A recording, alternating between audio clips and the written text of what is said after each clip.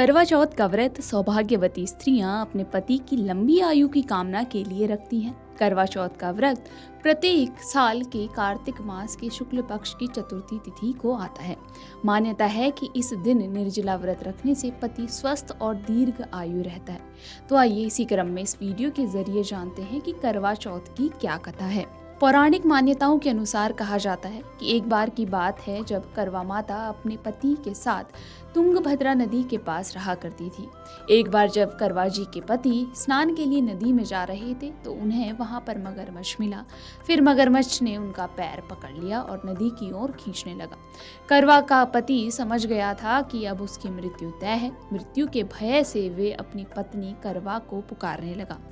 वह अपनी पत्नी करवा को चीखते हुए पुकारता है, करवा करवा करवा।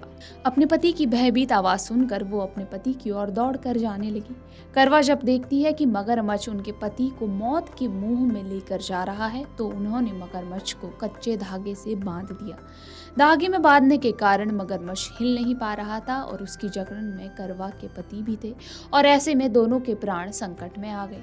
फिर करवा अपने पति के प्राणों की रक्षा के लिए यमराज जी को बुलाती हैं। जैसे ही यमराज उसके पास आते हैं तो करवा उनसे अपने पति के प्राणों के लिए जीवन दान मांगती है और विनती करती हैं कि वे अपने पति को जीवन दान दें, लेकिन मगरमच्छ को वो दंडित करें। यमराज ने बताया कि ऐसा करना तो संभव नहीं है क्योंकि मगरमच्छ का अभी जीवन काल बाकी है और उसके पति का समय पूरा हो चुका है। करवा इस बात को सुनकर क्रोध में आ जाती है और करवा के क्रोधित होने पर यमराज उनसे डर जाते हैं और उसके बाद यमराज ने मगरमच्छ को यमलोक भेज दिया और करवा के पति को पुनर्जीवित कर दिया।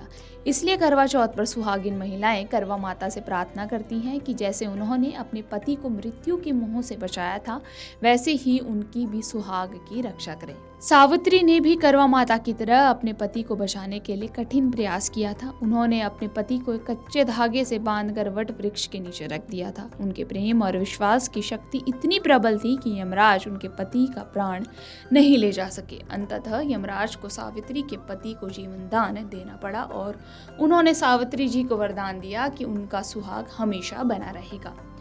तो इस प्रकार से करवा चौथ की ये कथा है। यदि आपके मन में वीडियो से संबंधित कोई प्रश्न है तो आप हमें कमेंट कर बता सकते हैं। धन्यवाद।